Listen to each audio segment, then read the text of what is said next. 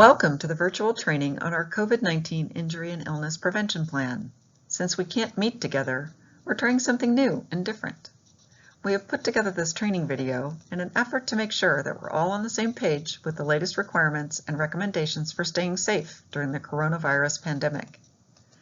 There is new information and some that you may already know, but it never hurts to remind ourselves of these COVID-19 safety rules and recommendations, to remain vigilant in our efforts to remain safe and hopefully learn something new along the way. This training video contains the highlights from the 7/13/20 version of the COVID-19 plan document, which you should have received by email. You can also access it on ADP. This training video is about 20 minutes long. After watching it, you will be asked to complete a form to document that you have made it all the way through. Turning in the form will authorize you to put a half an hour of regular time for training on your timesheet. We developed this policy as an addition to our injury and illness prevention program to help minimize the risk and spread of the coronavirus. Our plan and this training presentation was compiled using resources from the CDC, other government and public health agencies. It includes the Bay Area County requirements, including the most recent and sometimes stricter Santa Clara County requirements. We ask that you follow the stricter guidelines regardless of the county you are working in, unless you are given written instructions otherwise. We are constantly reviewing the most recent information and evolving our policies to address a wide range of possible scenarios as we adjust to this new normal. Each office has an office safety captain to monitor compliance with the protocols in the COVID-19 plan. Our office safety captains are, in Campbell, Chad Browning; in Roseville, Tony Brubaker; in Oakland, Mike Kuykendall; Modesto, Roy Lattès; Spokane, Kelly Johnson; and Pleasanton, David Andrews. The safety officer for both Sandis and BSI is me, Melissa Johnson. If you can't reach your office safety captain, please contact me and I will assist you. We have quite a few topics to cover in this training, as you can see by the list on this slide. I won't read the list. We'll just get started. COVID-19 is spread easily between people who are in close contact with one another through respiratory droplets from an infected person's sneeze or cough, or even normal talking. This is why staying home if you are sick is at the top of the list to reduce the spread. If you are sick and breathing on another person, you are at risk of giving it to someone else. Therefore, you must stay home if you have been diagnosed with COVID-19, if your healthcare professional issues an isolation or quarantine order, if you have been in close contact with someone that has been diagnosed with COVID-19, or if you have COVID-19 symptoms that we'll go over on the next slide. In any of these events, you must inform your manager or HR as soon as you know. What does close contact mean? Close contact is defined as someone who was within 6 feet from the person who tested positive for at least 15 minutes. What are the symptoms of COVID-19? How do you know if you should stay home? People with COVID-19 have a wide range of symptoms reported, ranging from mild symptoms to severe illness. Some people experience no symptoms, but can still be contagious and give it to others. Symptoms may appear 2 to 14 days after exposure to the virus. People with the following symptoms may have COVID-19: frequent cough, fever or chills, muscle pain or body aches, shortness of breath or difficulty breathing, sore throat, new loss of taste or smell, headache, congestion or runny nose, diarrhea, nausea, or vomiting. This list does not include all possible symptoms. The CDC will continue to update this list as we learn more about COVID-19. If you are unsure, visit the website at the top of this slide. The link is also provided in our COVID-19 plan. This link provides a more complete list and a step-by-step pre-screening walkthrough app. If you have symptoms, you need to stay home and contact your healthcare provider. Assessing your health status before returning to work is critical. A health assessment form needs to be submitted at the start of any work time out of shelter in place. This includes all field work. If you are in the office for any length of time, a job walk, a site visit, any trip that you make outside of your home for work reasons needs a health assessment form completed. This is the current version of the health assessment form. 6 quick questions to assess your health risk and risk for communicating the virus to others. You may be asked the same question on site. Please try not to be too frustrated by all of this reporting. It is all about safety and protecting those that you work with. If you answer yes to any of these questions, please notify your manager and HR. This form can be found in ADP. Once it is completed, please send to your office captain or submit through GoForms. If you have any of the symptoms we talked about in the previous slides or any of the situations, such as close contact or a diagnosis of COVID-19 apply, you need to notify HR, your manager, your healthcare provider, and get tested for COVID-19. Testing is free under our health plans if you are enrolled, and it should be free in other plans if you're enrolled through the union or elsewhere. There are also free community testing sites. Santa Clara County sites are listed here, and we will update with other counties as soon as they become available. We've talked about the ways to stop the spread by checking for symptoms and reporting if you or someone you know has any exposure to COVID-19. The next topic is, how can you protect yourself from getting it? The best way to avoid COVID-19 is to follow the guidelines and recommendations from the CDC, which include good health and hygiene, social distancing, PPE and face coverings, clean and disinfect. We'll spend a little time on each of these topics in the next few slides. Practice good everyday respiratory etiquette and hand hygiene. Wash your hands often with soap and water for at least 20 seconds.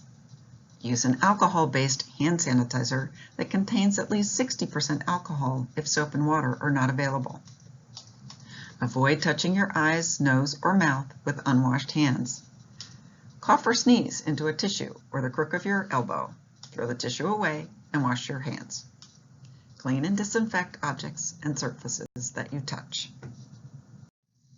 Social distancing, or physical distancing, is defined as keeping 6 feet between you and another person.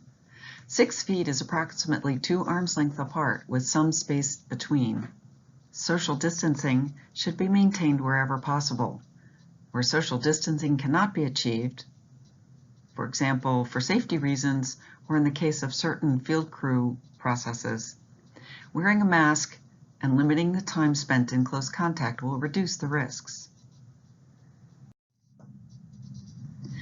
Do not shake hands, share food or equipment or phones.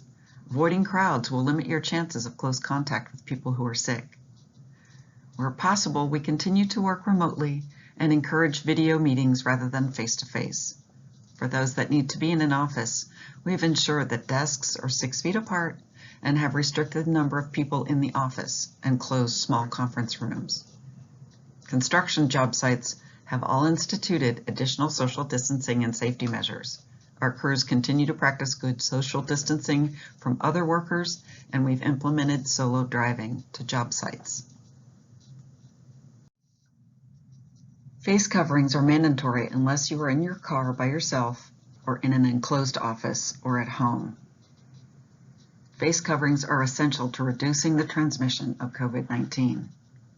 Wearing face coverings stops your droplets from infecting someone else and offers some protection to you from others. But the best scenario, according to the CDC, is if everyone is wearing a mask. It is important to wear your face covering properly. This may seem obvious, but in order to be effective, the mask must cover your mouth and nose. It needs to fit snugly but comfortably against the side of your face and stay in place without holding it, either with ties, ear loops, or a self-supporting face gaiter is also acceptable. It should include multiple layers of fabric and allow for breathing without restriction. Don't touch or adjust your face mask without cleaning your hands before and after. Don't wear it on your head, around your neck, or arm. You could inadvertently contaminate the mask and yourself.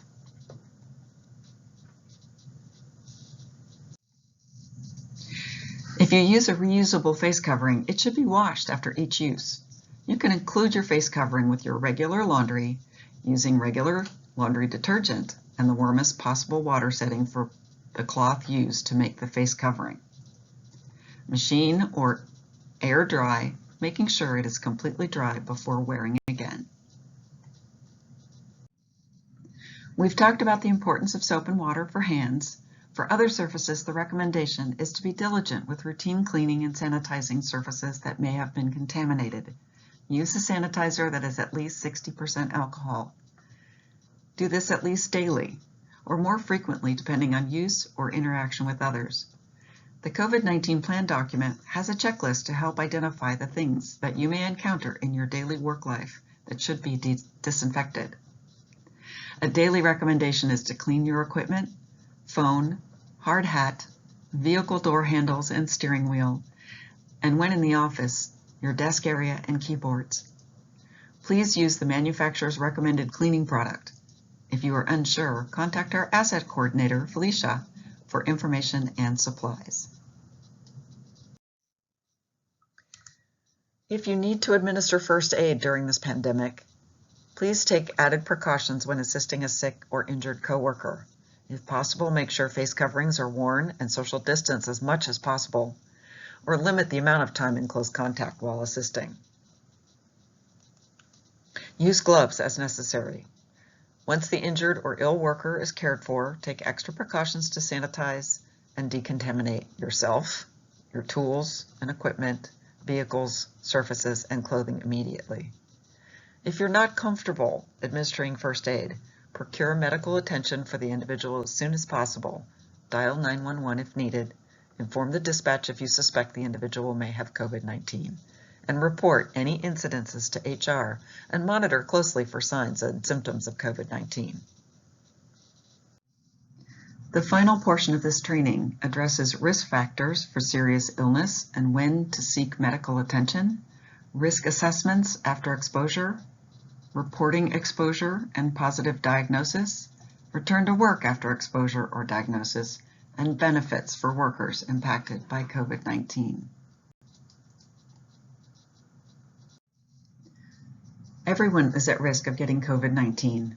For some, the risks are higher for severe illness.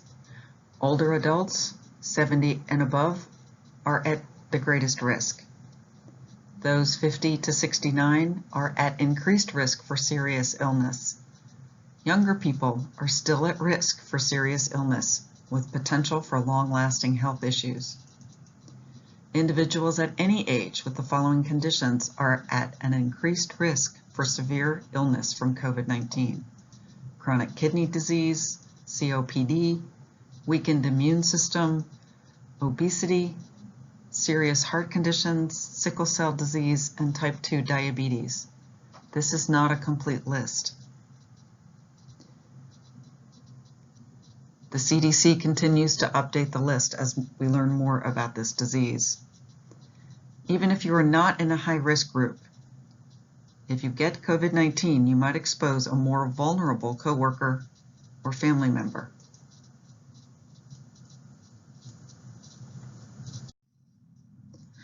COVID-19, as you undoubtedly know by now, can become serious very quickly.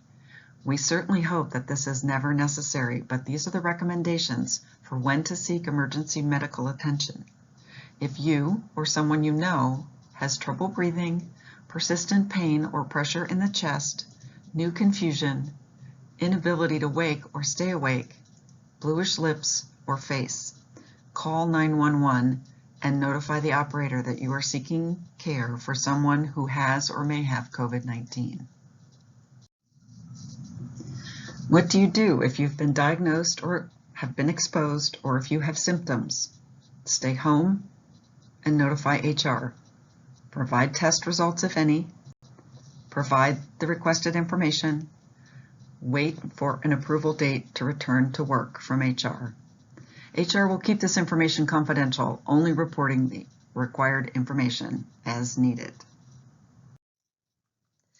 With each exposure, we will need to gather certain information to determine the last time the infected person was at work, where they might have been, and who they might have been in contact with. The COVID-19 plan defines level of risk for exposure to the disease based on a number of factors. If you believe you've been exposed to the virus, please let us know so we can assess the level of risk and determine the best course of action to mitigate the spread of the illness. Likewise, if we feel that you have been exposed while on the job, we will let you know. We not only do this because it is required, but also to help you make decisions to keep your coworkers, family, and others safe. If a Sandis or BSI employee is confirmed to have COVID-19 or is assessed as high or medium risk, we will notify the employee to remain at home until approved for return to work. We will notify the team that there has been exposure from one of our workers and outline the measures taken, including measures to disinfect the area. We will notify our clients or government agencies as required. Additionally, if our clients have a known case on a job site, they are required to notify us as well, and we, in turn, will notify those who were in close contact. If you've tested positive for COVID-19, you will need to isolate for 14 days from the date you tested positive, and if symptomatic, for 7 days after the symptoms resolve, whichever is longer. You may return to the worksite after both criteria are met. This is known as the 14-7 rule. If you've had close contact with a person diagnosed with COVID-19, you will need to isolate for 14 days starting the last day that you were in close contact with the person diagnosed. All close contacts should get tested immediately. If symptoms develop, we will reassess and determine a new potential return date. If you are impacted by COVID-19, there are some special federal benefits for which you may be eligible.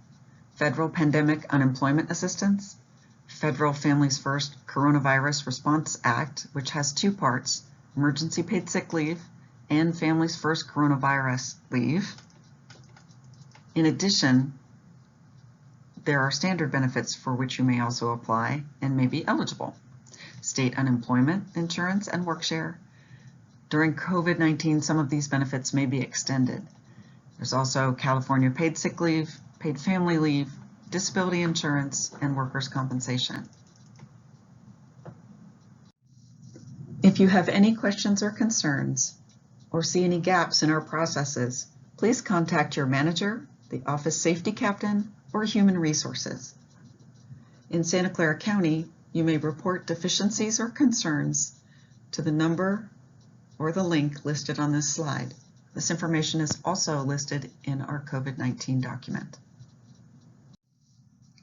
In summary, we thank you for doing your part to help keep Sandis and BSI healthy. Our policies will evolve as information changes.